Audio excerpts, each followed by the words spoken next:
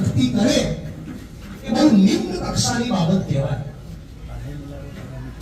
વાત એવી હતી કે 23 ઓક્ટોબરના દિવસે વિજયભાઈ નામના એક અરજદાર એ પોતાના કેટલાક પ્રશ્નોની રજૂઆત માટે એ મહીસાગર જિલ્લા કલેક્ટરના ત્યાં જાય છે અને કલેક્ટર સાથે એમની તકરાર થાય છે. એ દરમિયાન આ કલેક્ટર નેહા કુમારી દુબે જે મહીસાગરમાં ડીડીઓ હતા ત્યારે અહીંયા કેવા કેવા ખેલો પડ્યા છે એ મારાથી તમે વધારે જાણો છો. મનરેગા યોજનામાં ખાસ આ નેહા કુમારી એવું બોલે છે આ યુવાનને कि यहाँ ओवर 5 लोगों की कमी नहीं, એટલે કે